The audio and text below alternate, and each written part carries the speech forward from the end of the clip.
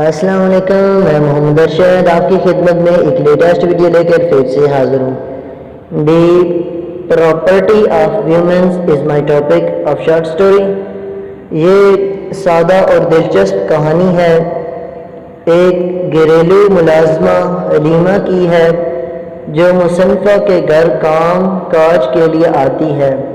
مصنفہ یاوی سارہ نے ملازمہ کا کردار بڑی خوبصورتی کے ساتھ پیش کیا ہے۔ حلیمہ گھر کا کام کاج مکمل کر لینے کے بعد اپنی مالکن سارہ کے ساتھ بیٹھ کر باتیں کرتی ہے۔ سارہ کو بھی اس کی کہانیوں میں دلچسپی ہے۔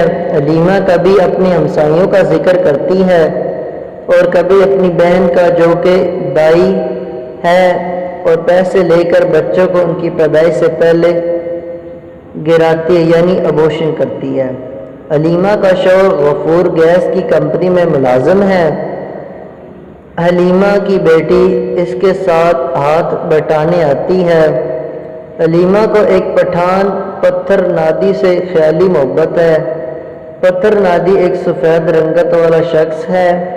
حلیمہ کے چھوٹے بیٹے کا رنگ بھی بہت سفید پتھر نادی جیسا ہے، لیکن حلیمہ سارہ کو بتاتی ہے کہ وہ پتھر نادی کی اولاد نہیں ہے، وہ تو اپنے باپ غفور کی اولاد ہے۔ حلیمہ پھر بھی وہ پتھر نادی سے بہت متاثر ہے۔ پتھر نادی خزاں کے موسم میں پشاور سے سفر کر کے جی ٹی روڈ کے ذریعے لاہور آتا ہے۔ سارہ نے پتھر نادی کے لاہور کے سفر کو اور لاہور شہر کی تاریخ کو بڑی خوبصورتی کے ساتھ کہانی میں بیان کیا ہے۔ لاہور کے موسم، باغات اور پھلوں کا ذکر بڑی عمدگی سے کیا ہے۔ دیکھو، مصنفہ کو اور کوئی کام نہیں تھا، وہ اپنی ملازمہ کی سٹوریاں بتاتی ہے۔ اسے ایک پٹھان پتھر نادی سے خیالی محبت ہے اور